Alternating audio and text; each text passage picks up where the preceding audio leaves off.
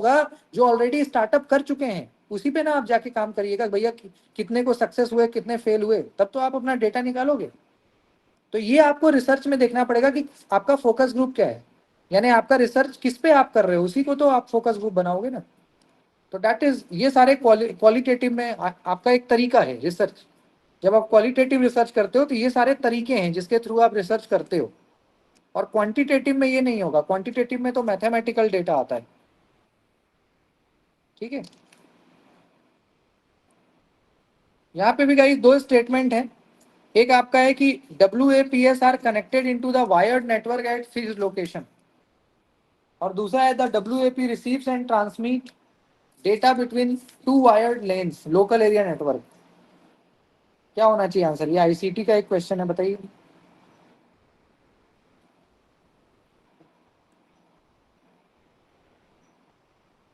क्या होना चाहिए इसका answer? Sir, both are true. D option. Sir, option number D, sir. Statement number first is true, but second is false, sir.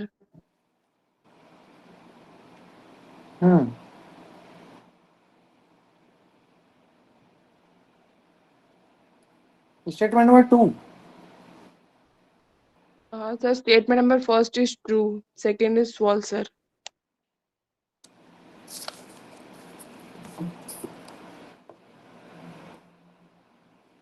यानी D होगा ना इसका आंसर? जी सर। गाइस सबसे पहले तो ये देखिए कि WAP का मतलब होता है wireless access point. Wireless access point, ये इसका फुल फॉर्म है। W for wireless, A for access, P for point, wireless access point. ठीक है, ये क्या करता है गाइस, एक तरह से जैसे वाईफाई हम लोग यूज करते हैं ना घर पे, वाईफाई यूज करते हैं ना, आप सभी लोग करते हैं, कहीं ना कहीं आपने घर पे भी करते होंगे, तो दैट इज WAP। तो वाईफाई में आप क्या देखते हो कि एक कॉमन पॉइंट होता है। अगर आपने अपने घर पे लगाया है, या आप जहाँ कॉलेज जाते हो या जहाँ ऑफिस जाते हो, जहाँ भी, आजकल हर जगह वाईफाई है, तो एक छोटा सा बोर्ड होता है, उसी बोर्ड से पूरे उस कॉलेज को वाईफाई मिल रहा होता है, उसी बोर्ड से। तो दैट इज कॉल्ड WAP, जो आपका एक एक्सेस पॉइंट है जहाँ से पूरे कॉलेज को या आपके पूरे ऑफिस को या आपके पूरे मोहल्ले को, आपके पूरे घर को, आपके पूरे शहर को, तो that is called access point. और ये वायरलेस होता है, इसमें कोई पहले के ज़माने में जो तार होता था वो तार का आप झंझट खत्म, तो वायरलेस होता है। एक ऐसा रख देगा छोटा सा मेटल, और वो आपको एमिट करता रहेगा, सबको इंटरनेट देता है ना। तो that is WAP, wireless access point, जहाँ से सबको क्या मिलता है, इंटरनेट मिलता है। ठीक है, चाहे वो मोबाइल यूजर्स हो, चाहे लैपटॉप, जिससे भी आप इंटरनेट वगैरह चला सकते हो। ठीक है, तो पहला स्टेटमेंट कह रहा है कि वायरलेस एक्सेस पॉइंट जो होता है are connected into the wired network. तो ये तो गलत है ना, जब ये वायरलेस है तो वायर्ड नेटवर्क क्यों होगा? वायरलेस का मतलब समझते हो ना, जैसे हमारा मोबाइल फोन, ये क्या है, वायरलेस है, इसमें कोई तार है क्या? लेकिन पहले होता था, याद है पहले के ज़माने में, आज से मुझे याद है कि मेरे यहाँ पे भी एक लैंडलाइन फ़ोन 2004-05 में हुआ करता था। हालांकि अभी भी कई जगह होता है, बट उस ज़माने में वही होता था, लैंडलाइन, जिसमें पूरा एक वायर, जैसे होता है ना बिजली की तार आती है ना, जैसे बिजली का तार आता है आपके घर पे, बिजली का तार आया है ना, वैसे ही लैंडलाइन का तार आता था। वो पूरा शहर में वो तार कनेक्टेड होता था, उससे हम लोग बात करते थे। और जैसे ही कोई, उस टाइम पे चोरी भी बहुत होती थी तारों की, कई लोग क्या करता था, वो तार को ही काट देता था रात में आके।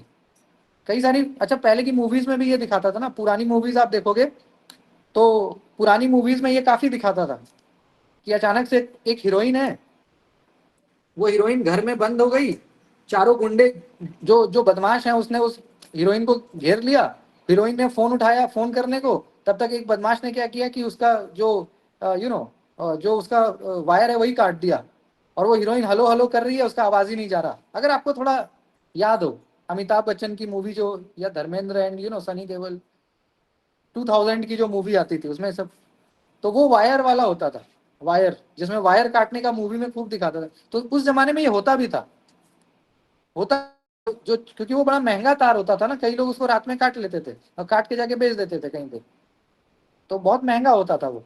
तो इसलिए अब क्या हुआ, इतना ये प्रॉब्लम क्रिएट करने लग गया कि समय के साथ हमने क्या किया, वायरलेस कर दिया सबको। अब हमारा कोई वायर है क्या? आपके फोन में कोई वायर ही नहीं है, सारा वायरलेस चल रहा है। तो इसलिए जो वायरलेस है उसमें वायर का कोई नेटवर्क, कोई जरूरत ही नहीं। और दूसरा स्टेटमेंट है गाइस कि the wireless access point receive and transmit data between the two wired LANs. ठीक है, ये तो जो आपका नेटवर्क है उसको तो आपस में कनेक्ट करेगा ही ना, तो दूसरा ठीक है।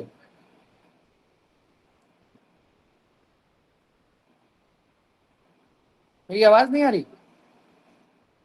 जी सर, आ रही है आपकी आवाज। तो ऐसे में गाइस ये दोनों ही फॉल्स यहाँ पे, तो इसका आंसर क्या होना चाहिए? Both statement 1 and 2 are false. क्या होना चाहिए इसका आंसर? पहला तो गलत है, दूसरा क्या है? The wired access point receive and transmit data between the two wired LANs. जो एनटीए ने आंसर दिया है, एनटीए के अकॉर्डिंग जो है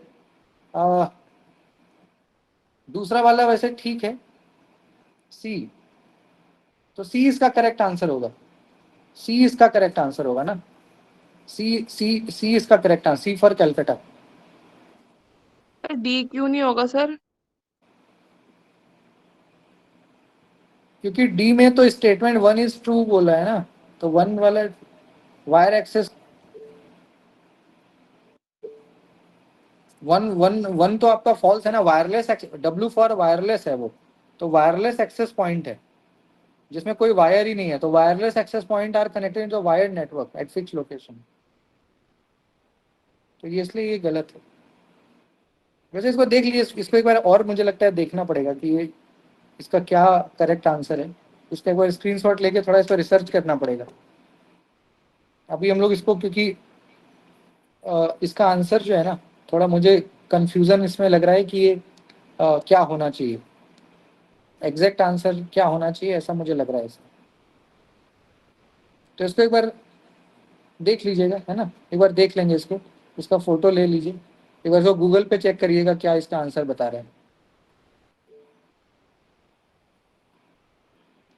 इसका आंसर बताइएगा इस। सर दिखा दीजिए सर, वो क्वेश्चन दिखा दीजिए एक बार, उसका हाँ, स्क्रीनशॉट ले लो। ये पीडीएफ ही भेज दूंगा मैं, पीडीएफ ही भेजूंगा ना।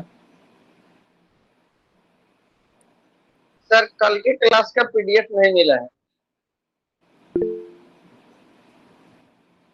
आप ग्रुप में जुड़े हुए हैं? Are you in ji the sir, group? Ji sir. कौन से ग्रुप में आप जुड़े हुए हैं?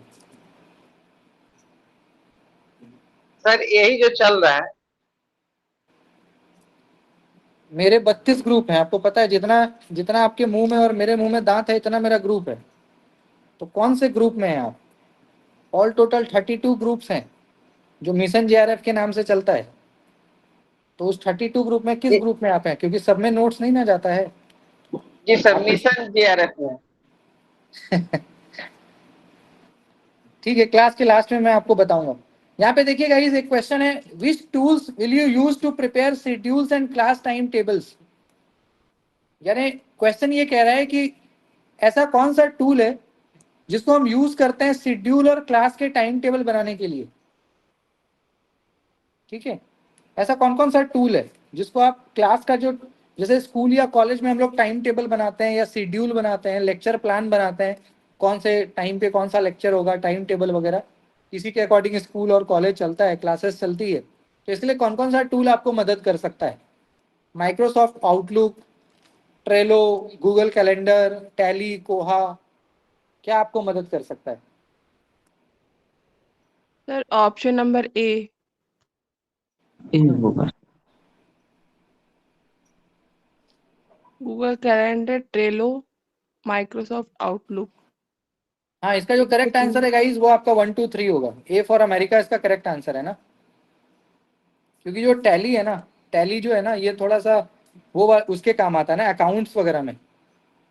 जो जो अकाउंट्स होता है ना, अकाउंट्स मतलब जो बड़े बड़े कंपनीज होते हैं उसका जो अकाउंट्स होता है, कितना पैसा कहाँ खर्च हुआ, जिसका करोड़ों का हिसाब किताब है, तो वहाँ yes sir, tally use data होता मैनेजमेंट में। है। हाँ, टैली में होता है। और कोहा भी दूसरे टाइप का ही। कोहा क्या है ये बताता हूँ मैं आपको। कोहा भी एक ऐसा ही प्लेटफॉर्म है। ठीक है, कोहा एक ओपन सोर्स लाइब्रेरी सिस्टम है। ये क्या है? लाइब्रेरी है, ऑनलाइन लाइब्रेरी। जो आजकल ई लाइब्रेरी चल रहा है ना, ऑनलाइन बुक एक्सेस करते हो, दैट इज कोहा। तो कोहा एक तरह से लाइब्रेरी का, आप कह लो कि फ्री लाइब्रेरी है, गवर्नमेंट का है ये। गवर्नमेंट ने एक प्लेटफॉर्म बनाया हुआ है जिसमें आपको फ्री में बुक वगैरह मिल जाता है। तो कोहा अलग चीज हो गया ना। तो ऐसे में 1 2 3 जो है, Google calendar, Microsoft Outlook, Trello, ये आपके टाइम टेबल में मदद कर सकता है आपको शेड्यूल बनाने में। इसका आंसर बताइएगा, इसका आंसर क्या होना चाहिए? यहाँ पे आपके एक तरफ मॉडल ऑफ टीचिंग है और दूसरी तरफ जो है आपको क्या दिया हुआ है, डेवलपर, कि कौन से टीचिंग को किसने डेवलप किया है, बताइए।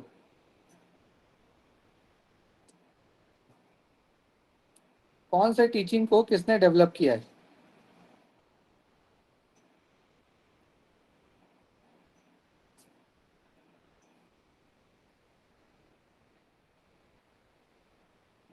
इसका भी आंसर ए होगा गाइस। इसमें अगर टाइम, मुझे पता है आप में से Yes, कोई नहीं sir. बता पाओगे, इसलिए मैं टाइम वेस्ट नहीं करूंगा, बता ही देता हूँ। इसका आंसर ए होगा, ठीक है। इस तरह का एक दो क्वेश्चन आता है जो किसी को नहीं पता होगा। अब इतना ऐसा ऐसा नाम है, किसी को पता ही नहीं होगा कि रोल प्ले किसने किया। मतलब शायद ही कोई इस तरह के क्वेश्चन में तुक्का ही लगा सकते हो आप। कुछ ऐसे क्वेश्चन आते हैं जहाँ तुक्का ही लग सकता है, क्योंकि अब मान लीजिए कि ये सारे मॉडल ऑफ टीचिंग्स हैं, अब इसको किसने डेवलप किया, तो कुछ ऐसे एक दो क्वेश्चन आपको मिलेंगे जहाँ पे आप तुक्का ही लगा सकते हो, जैसे ये वाला क्वेश्चन है ना। तो इसे, हालांकि इसमें एक ये है कि अगर इन चारों में से किसी एक का पता अगर आपको है, जैसे पॉजिटिव इंटरडिपेंडेंस, ये एक मॉडल ऑफ टीचिंग है ना। दूसरा है स्ट्रक्चर्ड इंक्वायरी, तीसरा ग्रुप इन्वेस्टिगेशन, रोल प्ले, ये क्या है, मॉडल ऑफ टीचिंग है, शिक्षण के मॉडल है। इसको डेवलप किसने किया है? तो रोल प्ले को डेवलप किया है आपका फैनी सेफ्टेल ने। रोल प्ले जो है, रोल प्ले क्या होता है?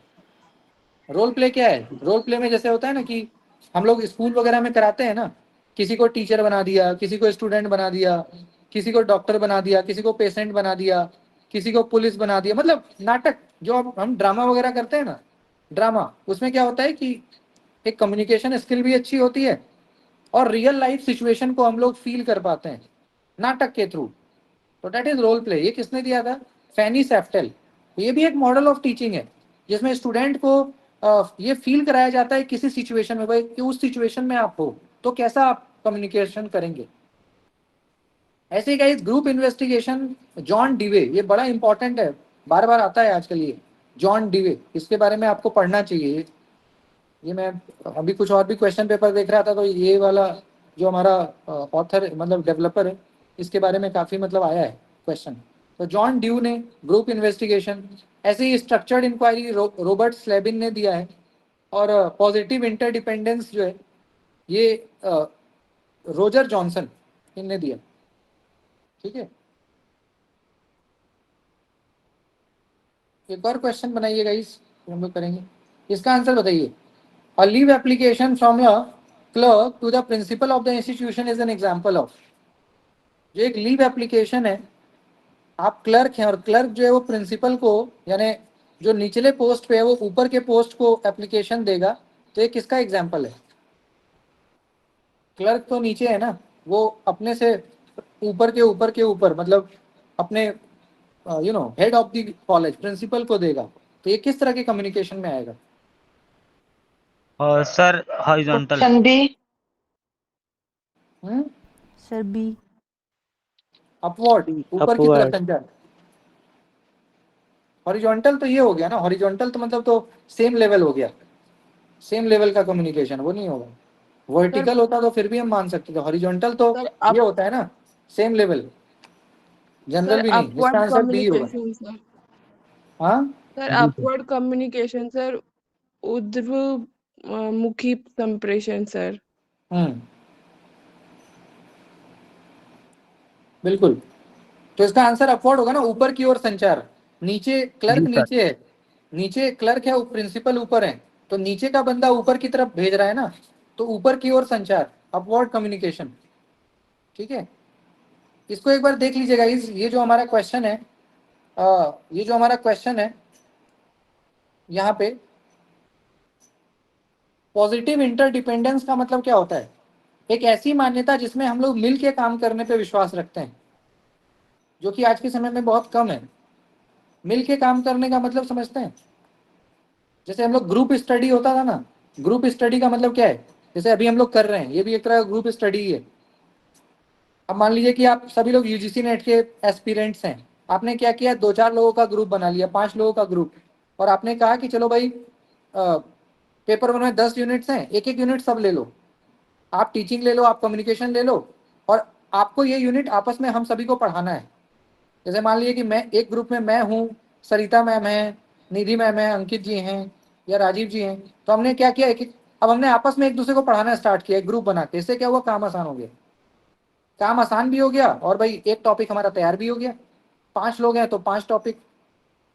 ऐसा हम लोग यूजी के टाइम पे किया करते थे, ग्रेजुएशन में, या होता है ये बहुत, क्योंकि जब मान लीजिए कि सिलेबस बहुत वास्ट है तो क्या किया, आधा आधा काम बांट लिया कि भाई तुम ये पढ़ लो, तुम ये पढ़ लो, तुम ये पढ़ लो, और फिर एक समय पे हम इकट्ठा होंगे, हम सभी एक दूसरे तीसरे को बता देंगे वो।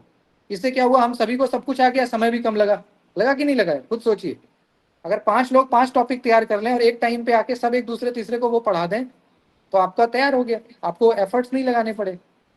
ठीक है, तो ये हो गया आपका पॉजिटिव इंटरडिपेंडेंस। स्ट्रक्चर्ड इंक्वायरी क्या होता है गाइस? स्ट्रक्चर्ड इंक्वायरी का मतलब होता है जहां पे टीचर का एक कंट्रोल होता है ओवर स्पेसिफिक लर्निंग एक्टिविटीज। जहां पे जैसे मान लीजिए इस क्लास में टीचर है, तो टीचर का एक हम कह सकते हैं कंट्रोल है बच्चों के ऊपर कि बच्चा क्या पढ़ेगा, क्या सीखेगा, क्या होमवर्क करेगा। तो दैट इज स्ट्रक्चर्ड, कि टीचर ने एक लेक्चर प्लान बना दिया, उसी के अकॉर्डिंग आपको काम करना है, उसके बियॉन्ड नहीं जाना। तो स्ट्रक्चर्ड इंक्वायरी वो हो गया। ग्रुप इन्वेस्टिगेशन का मतलब क्या है गाइस? जहाँ पे क्लासरूम को हम इंगेज करते हैं, ठीक है, और कहीं ना कहीं एक ग्रुप बना के क्वेरी करना, बच्चों के अंदर क्यूरियोसिटी डेवलप करना, अलाक्रिटी, कि भाई वो ज़्यादा से ज़्यादा क्वेश्चन पूछें, ज़्यादा से ज़्यादा क्या करें, क्वेश्चन पूछें, है ना, और कोलैबोरेट करें आपस में, ताकि वो उनके अंदर एक क्यूरियोसिटी भी आए नई चीज़ों को जानने के लिए, और साथ के साथ वो चीज़ों को सीख भी पाएँ एक ग्रुप में, ग्रुप इन्वेस्टिगेशन। और रोल प्ले आपको पता ही है, नाटक, मतलब ड्रामा के फॉर्म में। तो ये है आपका। तो इसको अलग अलग फिलोसफर ने मतलब बनाया है, ड्रॉ किया, इट मीन्स डेवलप किया है। ठीक है, क्लियर है गाइस सभी का? सर इनके नाम तो बता दीजिए, किसने कौन सा डेवलप किया? नहीं, वो तो मैंने बता दिया ना कि जो जो पहला है पॉजिटिव इंटरडिपेंडेंस, सकारात्मक परस्पर निर्भरता, ये आपका रोजर जॉनसन ने किया है, रोजर जॉनसन। दूसरा स्ट्रक्चर्ड इंक्वायरी जो है वो आपका रॉबर्ट स्लेविन। ग्रुप इन्वेस्टिगेशन जो है वो जॉन ड्यू, और रोल प्ले फैनी सेफ्टेल, है ना, इन लोगों ने किया है। ठीक जी। है,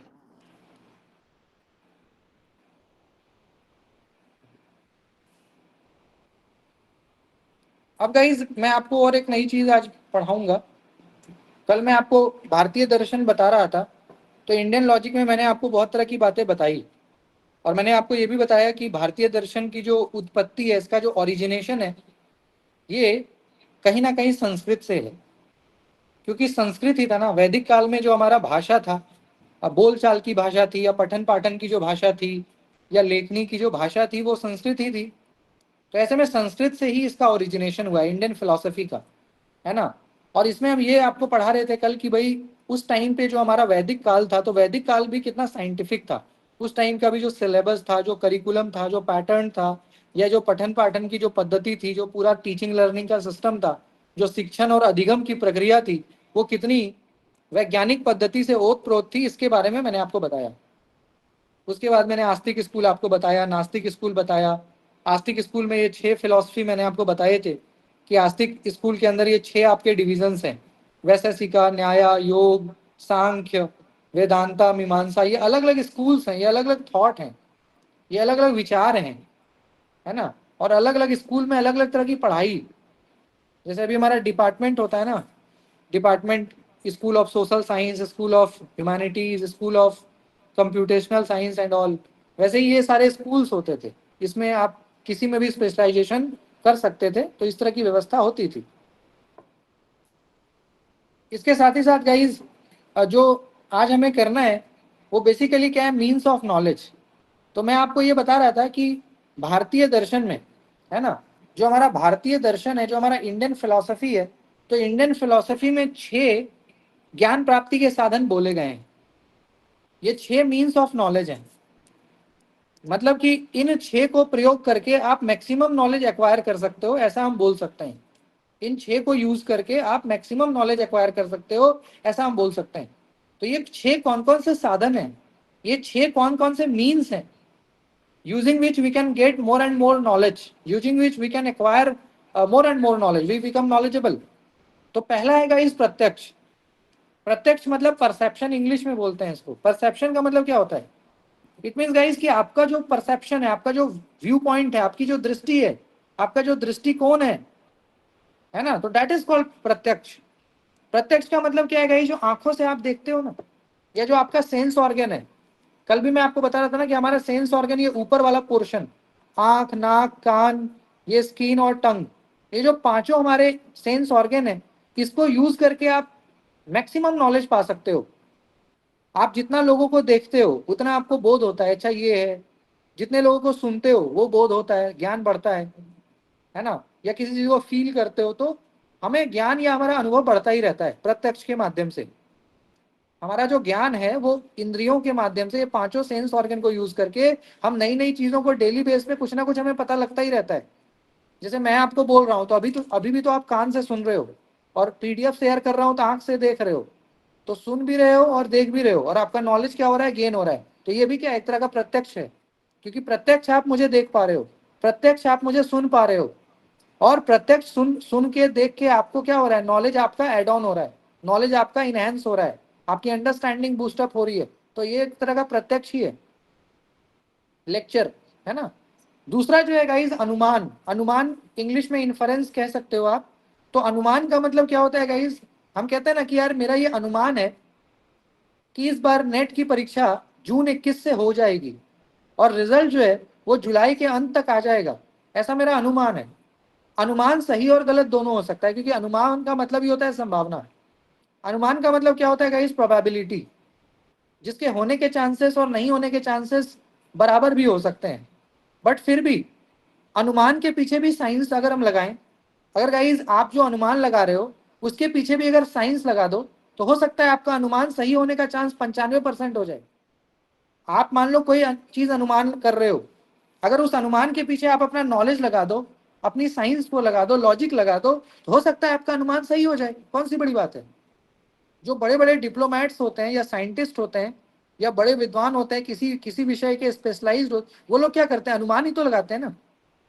अभी कोरोना आया 2020 में, तो देखते थे विदेशों के डॉक्टर, भारत के बड़े बड़े डॉक्टर अनुमान लगाते थे कि कोरोना कब खत्म होगा।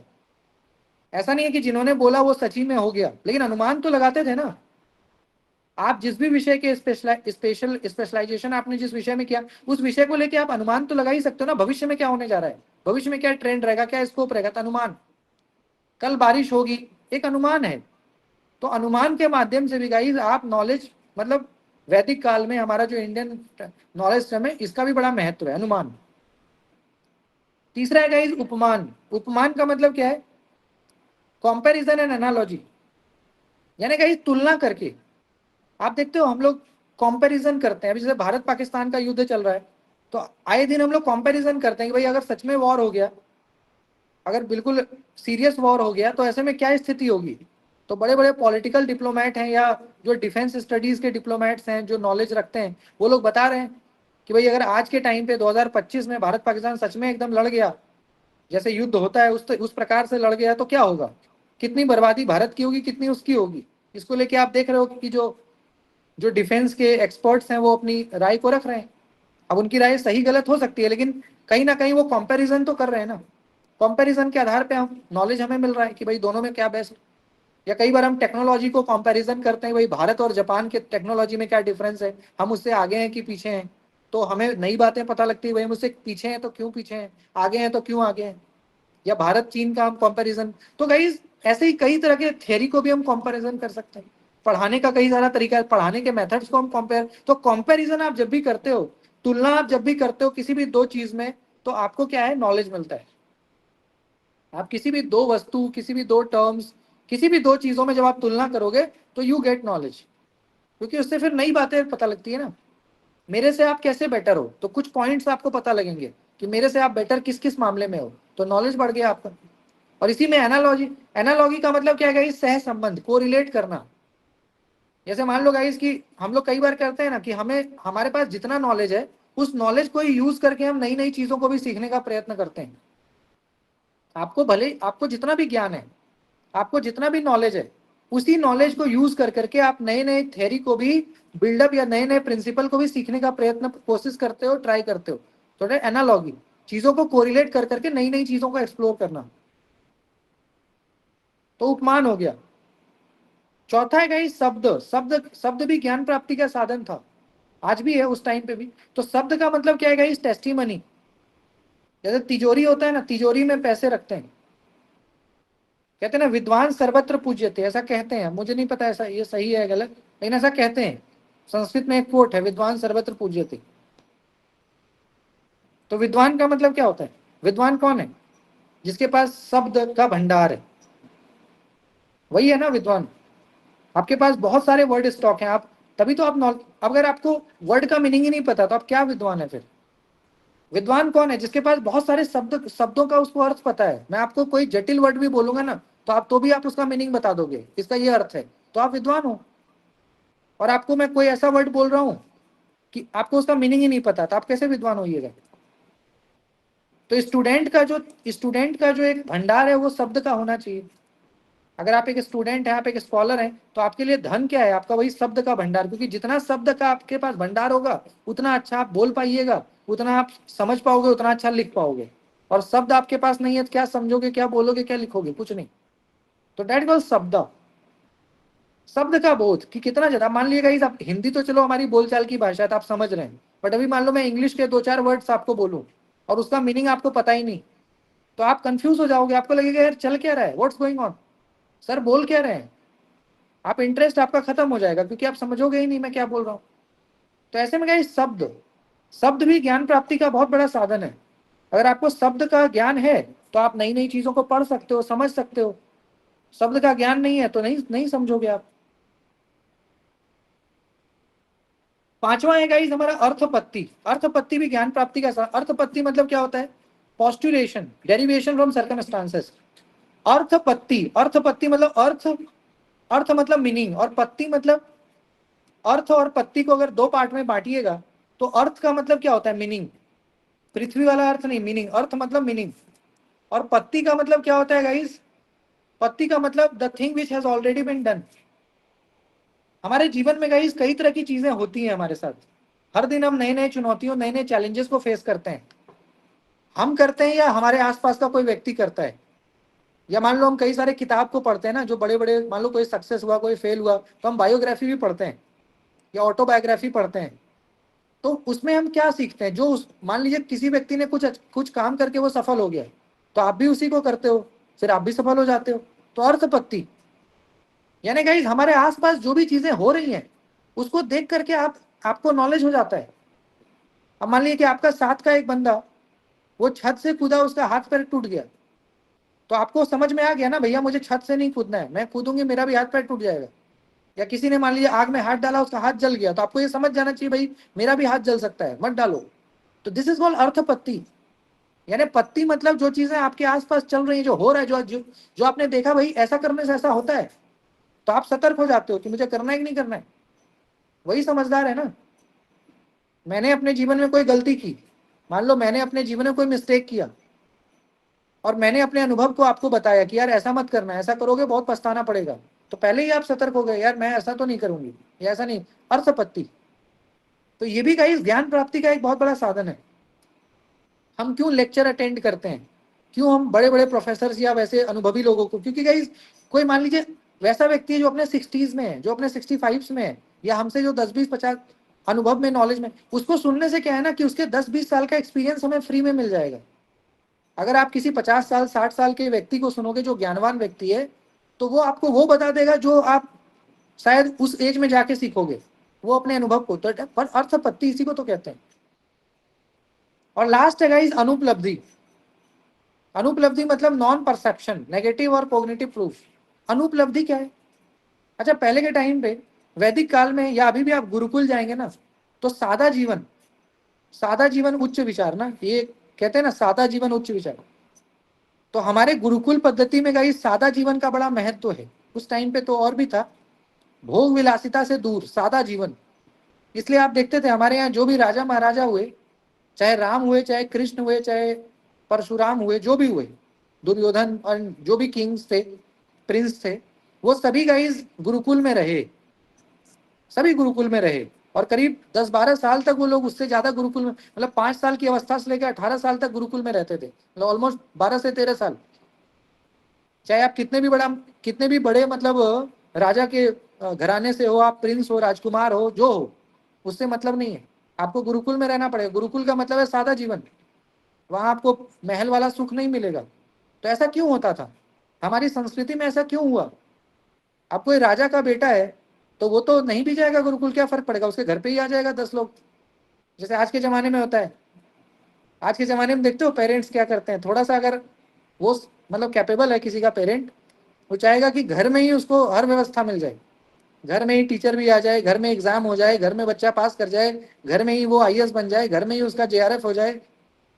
और तो गुरुकुल पद्धति में क्या था गाइस कि जब आपको कमी होगा ना आपके जीवन में,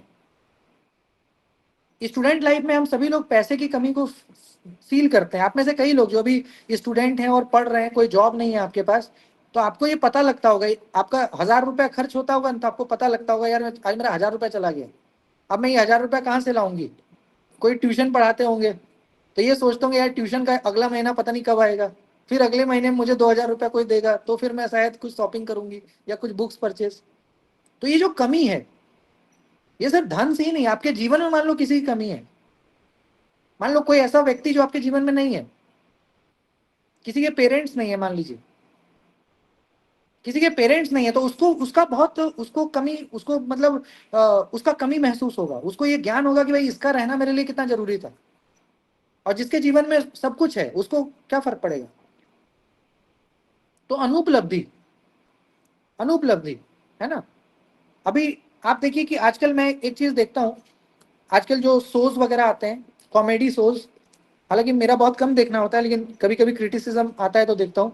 आजकल कॉमेडी शोज में मैं देखता हूँ कि कई सारे ऐसे कॉमेडियंस हैं हमारे आपके जनरेशन वाले जो अपने पेरेंट्स पे मतलब मजाक बनाते हैं। अभी रणवीर इलाहाबादिया का मामला आया था कुछ दिन पहले, आपने देखा होगा आप सबने, उस पर बैन काफी कोर्ट वगैरह भी गया उसका मामला। रणवीर जिसने अपने पेरेंट्स पे बहुत कंडेमनेबल कमेंट्स कुछ किया था। आपको ध्यान होगा, सभी लोग इतना तो थोड़ा बहुत सोशल मीडिया देखते हैं।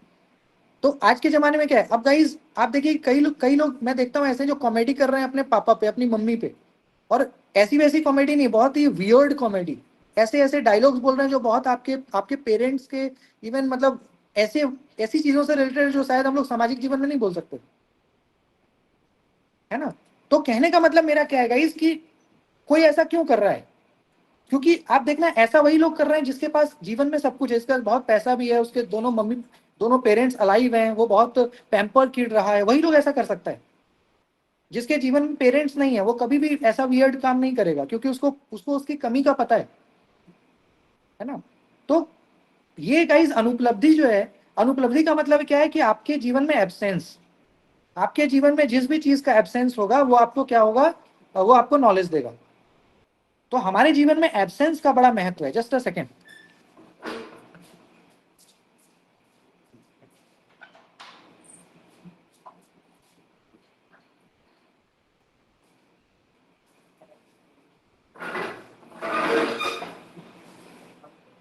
आवाज आ रही है गाइस? Yes sir. हाँ, तो मैं ये कह रहा था गाइस कि हमारे जीवन में क्या है, एब्सेंस का होना बड़ा जरूरी है। आज आपके जीवन में धन का अभाव है तो आपको धन का महत्व हमेशा जीवन में रहेगा याद। अगर आपके पास जॉब का अभाव है, कोई मान लीजिए कि बहुत तरह की कॉम्प्लेक्सिटी होती है हमारे लाइफ में, सभी के जीवन की प्रॉब्लम्स अलग अलग है, मेरे जीवन की समस्या अलग हो सकती है, आपकी अलग हो सकती है, पर जो भी आपके पास नहीं है ना उसका बोध हमें होता है। इसलिए कहा जाता है कि स्टूडेंट लाइफ में सादा जीवन, क्योंकि इस स्टूडेंट लाइफ में अगर आपको सब चीज मिल जाएगा ना तो आप कभी भी मेंटली स्ट्रांग नहीं हो पाइएगा। अगर स्टूडेंट लाइफ में आपको सब कुछ मिल जाएगा, गाड़ी, पैसा, घर, बंगला, तो आप कभी भी मतलब महत्व नहीं समझ पाएंगे, महत्व नहीं समझ पाएंगे, मेहनत कभी नहीं करेंगे आप, है ना। तो इसलिए बहुत जरूरी है गाइस कि स्टूडेंट लाइफ में आप सादा जीवन ही जिए, तो आपका भविष्य जो है ना उज्जवल होगा, मजबूत होगा, बहुत जरूरी। ये गाइस समझना, जो आज के समय में हम लोग कहाँ समझ रहे हैं। आज के समय में मैं देखता हूँ कि पेरेंट्स कितने पैम्परिंग हो चुके हैं। मेरे टाइम पे तो मुझे उस टाइम तक तो मारपीट होता था, मतलब पिटाई तो हो जाती थी जब तक मैं स्कूल में था। मतलब 2004, 5, 10 के पहले तक तो चला है ये सब पनिशमेंट, थोड़ा सा डांटना धमकाना। 2009-10 के बाद तो ये इलीगल हो गया और पेरेंट्स भी अब बड़े पैम्पर। आजकल के बच्चे आप देखिए वो कितने सेंसिटिव हैं, जो अभी के किड्स हैं वो देखिए कितने सेंसिटिव हैं। उनको अगर थोड़ा सा कुछ आप बोल दोगे ना तो पता नहीं क्या हो जाएगा। या हो सकता है कि उनके लाइफ में अगर वो किसी चीज को लेके हर्ट हो गए तो हो सकता है वो सुसाइड करने जाके। तो मिला जुला के गाइस अनुपलब्धि, अनुपलब्धि क्या है, आपको मजबूत बनाता है, आपको स्ट्रांग बनाता है, कैपेबल बनाता है और आप में सहनशीलता को बढ़ाता है, टॉलरेंस आप में बढ़ती है, पेशेंस आप में बढ़ता है, आप स्ट्रांग होते हैं फिजिकली, मेंटली, इमोशनली। और आगे जब आपका असल जीवन आता है 18 के बाद, 20 के बाद, तो आप क्या है, एक अच्छे ह्यूमन बींग बन के काम कर पाते हो। अदरवाइज क्या है, बहुत समय आने पे आप बिल्कुल कमजोर हो जाएंगे ना। तो ये 6 ज्ञान प्राप्ति के साधन है, जिसमें हमारा पहला प्रत्यक्ष है, दूसरा अनुमान है, तीसरा उपमान है, चौथा शब्द है, पांचवा अर्थपत्ति है और छठा अनुपलब्धि। तो ये 6 हमारे मीन्स ऑफ नॉलेज हैं। इन्हीं मीन्स ऑफ नॉलेज को यूज करके हम लोग क्या करते हैं, ज्ञान प्राप्ति करते। मतलब वैदिक काल में यही 6 मीन्स ऑफ नॉलेज माना जाता है। इसको यूज किया जाता था टू एक्वायर मैक्सिमम नॉलेज।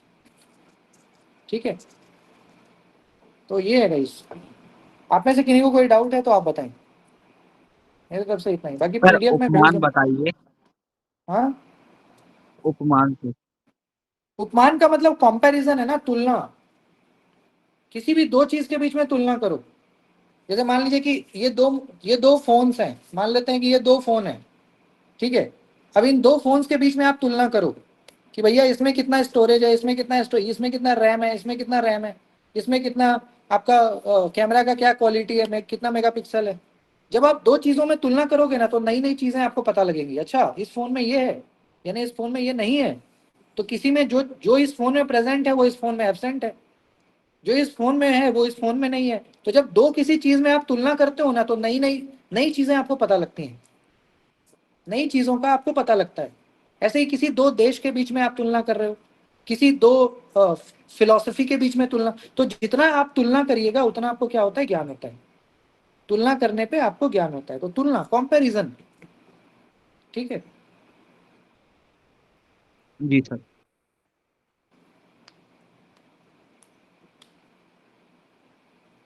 जो स्टूडेंट्स क्लास में नए हैं गाइस, जिनको नोट्स वगैरह नहीं मिल रहा है, तो मेरा नंबर आपके पास है 9582444090। उस पर एक बार बात करना चाहिए आपको, ऐसा मुझे लगता है। 9582444090।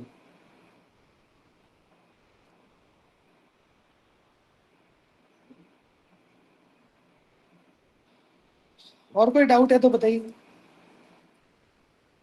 कई दिनों से सर एक बार नंबर फिर से रिपीट कर दीजिए। 9582444090। 9582444090।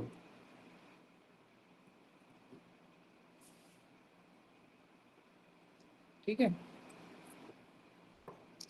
एक्सक्यूज मी सर, आपने जो इस शब्द का बोला, तो उसमें आपने लिखा है ना टेस्टिमोनी ऑफ पास्ट और प्रेजेंट रिलायबल एक्सपर्ट्स। तो वही है ना कि जो हमसे बड़े हो उनकी लाइक हम लोग को सुननी चाहिए। कह सकते हैं, ओके। वो वर्ड से भी रिलेटेड है ma'am. That is also related to words, epistemology. मतलब वर्ड्स की, कितने वर्ड्स के आपके पास स्टॉक है, ताकि आप मैक्सिमम चीज़ों को पढ़ सकें, समझ सकें। क्योंकि जब आपको वर्ड का नॉलेज होगा तभी तो आप क्रिटिकल टर्म्स को भी समझ पाएंगे, ये जो क्रिटिकल कॉन्सेप्ट्स हैं उसको आप समझ पाओगे। तो उससे भी वो रिलेटेड है। Okay sir.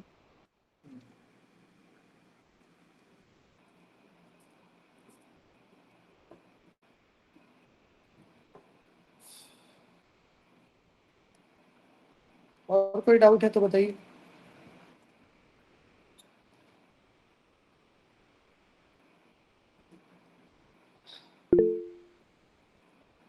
सर VPN जो है DAP सर, DAP उसे समझा दीजिए थोड़ा। क्या क्या क्या कह रहे हैं? WAP सर, जो वो तो एक वायरलेस करंट का एक्सेस पॉइंट है ना, वायरलेस एक्सेस पॉइंट। वायरलेस जी एक्सेस पॉइंट का क्या मतलब है? जैसे घर पे आप वाईफाई लगाते हो ना, या घर पे वाईफाई नहीं होगा तो कॉलेज में होगा, स्कूल में होगा, जहाँ जहाँ काम करते हैं, कहीं ना लाइब्रेरी लाइब्रेरी जाते हैं वहाँ होगा। तो एक वाईफाई में देखते हो कोई एक कॉमन पॉइंट होता है, उसी पॉइंट से पूरे लाइब्रेरी वाले स्टूडेंट्स क्या करते हैं, उसको नेटवर्क मिलता है, वो अपना नेटवर्क यूज करते हैं। तो that is called WAP, wireless access point. एक ऐसा पॉइंट जो कि मेन पॉइंट है, उसी पॉइंट से क्या हो रहा है, पूरे एक पर्टिकुलर एरिया में नेटवर्क क्या कर रहा है, फ्लो कर रहा है, और आप उससे इंटरनेट यूज कर रहे हो, चला रहे हो। तो दैट इज कॉल्ड WAP, एक कॉमन पॉइंट, जो मेन आपका मदर पॉइंट होता है, मेन बोर्ड होता है, वहीं से तो एमिट करता है ना नेटवर्क चारों ओर, जो भी उसका रेंज है, उस रेंज में वो जाता है, ताकि आप इंटरनेट यूज कर सकें। जी सर। सर एक एक क्वेश्चन था कि prepare schedule and class time tables ऐसा करके, तो उसका आंसर क्या होता? एक तो माइक्रोसॉफ्ट आउटलुक था और दो क्या होता? एक तो माइक्रोसॉफ्ट आउटलुक था मैम, दूसरा आपका ABC था, उसका ऊपर के ही तीन थे, ऊपर के ही तीन उसके ऑप्शन थे। एक तो आपका माइक्रोसॉफ्ट आउटलुक है, दूसरा ट्रेलो है, TRELLO ट्रेलो, और तीसरा है गूगल कैलेंडर। ट्रेलो ओके है TRELLO, और तीसरा है गूगल कैलेंडर।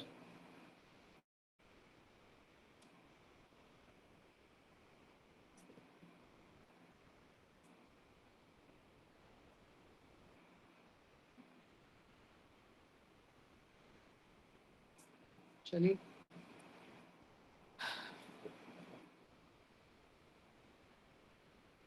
सर आपसे बात करने किसी टॉपिक पर, लॉ लॉ के भी, लो के भी, मतलब लॉ बोल रहे हैं, लॉ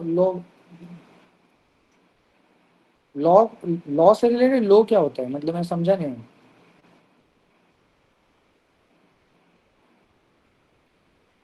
कोई नहीं, आप व्हाट्सएप करिएगा फिर। आप LAW लॉ बोल रहे हो या लो बोल रहे हो? सपना मैम क्या कह रहे हैं?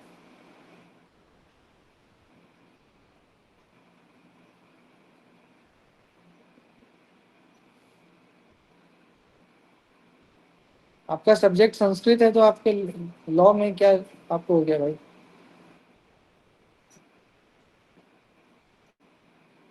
सब कुछ ठीक चल रहा है नहीं लाइफ में? अरे बाप रे। हम्म। आजकल पता नहीं क्या हो रहा है, ये आजकल मुझे हर दूसरे तीसरे दिन ऐसा एक आता है सिचुएशन। जो चीजें बिना लीगल हुए ठीक हो सकती है, उसके लिए प्रयास हमें करना चाहिए। लॉ एकदम लास्ट है ना, खास करके जो हमारे आपसी संबंध है, जो हमारे पर्सनल रिलेशंस हैं, उसमें आप ये कोशिश करिए कि अगर आपसी सहमति से चीजें ठीक हो, या अगर आप चीजों को समझ सकते हो। लीगल आज के टाइम पे, पहले क्या था, लीगल लास्ट ऑप्शन था, और अब लीगल फर्स्ट ऑप्शन हो चुका है। पहले लीगल तब होता था जब हाँ, किसी का भी मैटर हो मैम, मैं एज अ जनरल बोल रहा हूँ, क्योंकि जो आप कह रहे हैं ये हर दूसरे दिन मेरे पास एक मामला आता है, इसलिए मैं कह रहा हूँ। हर दूसरे दिन एक मामला ऐसा आता है मेरे पास, तो मैं इसलिए कह रहा हूँ कि पहले के टाइम पे लीगल होना हमारे लिए लास्ट प्रेफरेंस था, कि चलो यार अब कोई रास्ता नहीं है, अब तो भैया कानून का दरवाजा खटखटाना पड़ेगा। और आज का हमारा जो जनरेशन है, इसमें लॉ हमारे लीगल होना हमारी पहली प्राथमिकता हो गई है, जिसकी वजह से कितने मतलब घर टूट रहे हैं। कोई किसी पे ट्रस्ट नहीं करता आज के टाइम पे, कोई किसी पे ट्रस्ट नहीं करता, ना ही मैं आप पे करता, ना ही आप मेरे पे करते। डिस्ट्रस्ट का माहौल है, हर कोई एक दूसरे को शक की निगाह से देखता है। और पहले तो हम बाहर वालों को देखते थे, आज के टाइम में तो हम घर वालों को शक की निगाह से देखते हैं कि भाई जो हमारे आसपास रह रहा है, हम उस पर डाउट करते हैं कहीं ये, तभी आजकल आजकल लीगल हम लोग घर घर के लोगों पे ही तो करते हैं। कोई अपने हस्बैंड पे कर देगा, कोई अपनी वाइफ पे कर देगा, कोई अपने भाई बहन, यही सब चल रहा है। फैमिली में ही एक दूसरे पे केस कर दे रहे हैं लोग, बताइए। तो ऐसा डिस्ट्रस्ट हमारे समाज में उत्पन्न हो गया है ना, क्या बताएं। बड़ा मैं मुझे खुद बड़ा डर लगता है, मुझे बहुत डर लगता है कि भाई, डर लगता है इन द सेंस इस चीज से कि हम लोग किस ओर जा रहे हैं। कोई किसी पे आने वाले टाइम पे कोई किसी पे ट्रस्ट करेगा भी नहीं। हम लोग बिल्कुल यूरोपियन और वेस्ट वेस्ट जैसे वेस्ट में होता है ना, कोई फर्क नहीं पड़ता। हमारे यहाँ पे बहुत फर्क पड़ता है। अगर आप मेरे से नाराज होंगे तो मुझे फर्क पड़ेगा, मेरे पेरेंट्स मेरे साथ नहीं रहेंगे तो मुझे फर्क पड़ेगा, या मेरी वाइफ का अगर मेरे से मान लीजिए कि सेपरेशन हो जाए तो मुझे फर्क पड़ेगा, क्योंकि हम लोग इंडियन है ना। बाय ब्लड तो वी आर इंडियन, हो सकता है बाय ओपिनियन हम लोग जो है वेस्ट हो जाएं, बट बाय ब्लड तो हिंदुस्तानी है। तो फर्क पड़ता है हमें, चाहे हम कितना भी इग्नोर करें, हमें फर्क पड़ता है। लेकिन आज के टाइम पे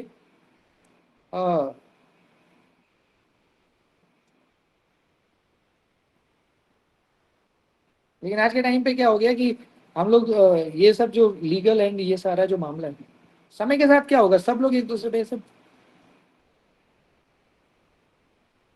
मैं क्या बोलूँ अब इसमें। जी सर।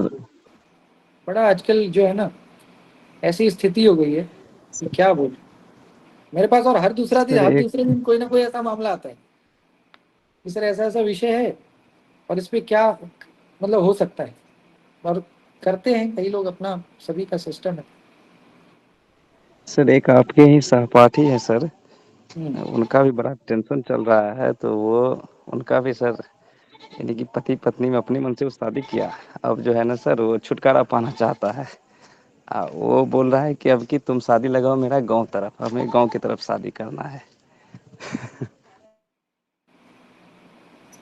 चुप।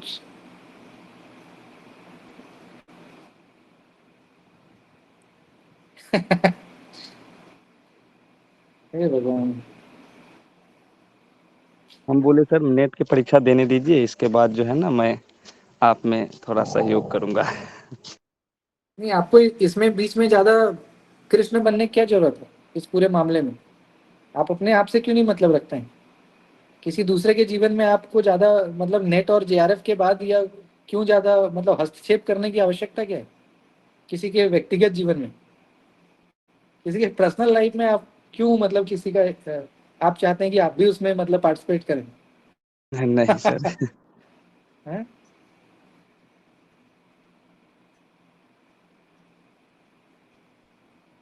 ये आजकल पता नहीं हर दूसरे दो में से एक ऐसा केस है। मैं बड़ा क्या होगा यार हम लोगों का, बड़ा मतलब कैसे जीवन कटेगा पता नहीं, क्योंकि हम लोग आखिरकार ह्यूमंस है ना, हमारे में इमोशन है, हम लोग सेंसिबल हैं। पर इतनी डिस्ट्रस्ट हो गई, हम सब लोग एक दूसरे को इतना डाउट की निगाह से देखने लगे, और इसके कई सारे वैसे रीजंस हैं। हमारे यहाँ पे जो फैमिली का कॉन्सेप्ट है वो धीरे धीरे खत्म हो रहा है, ट्रस्ट ही नहीं है, किसी को किसी पे ट्रस्ट ही नहीं है, तो क्या होगा। ईगो, पहले ईगो, अब सब लोगों में इतना ईगो है, कोई किसी का कहाँ सुनता है। मैं आपको कुछ बोल दूंगा तो आप कहाँ बर्दाश्त कर पाओगे, या आप मुझे कुछ बोलोगे। तो फैमिली का सिस्टम धीरे धीरे खत्म हो रहा है, बड़ा अच्छी बात नहीं है ये बहुत ही निंदनीय है।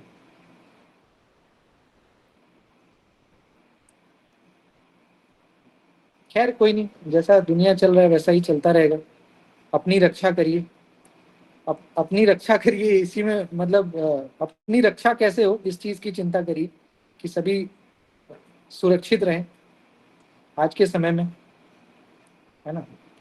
तो आज के लिए इतना ही गाइस, अपना बहुत ख्याल रखिए। हम लोग मिलते हैं कल के क्लास में मिलेंगे तो आगे की बात करेंगे ना। अब ये टॉपिक आपने उठा दिया, मैं आज रात भर यही सब सोचूंगा, मेरे दिमाग में ये सब चीज़ें बहुत चलती हैं आजकल, अभी में सब मेरे दिमाग में चलता रहेगा। खैर, तो मैं मिलता हूँ कल मिलते हैं गाइस, अब 9:30 पे बात करेंगे, ठीक है। Till the time, be happy and take care of yourself, have a good day, bye. शुभ रात्रि sir. Thank you sir. Bye.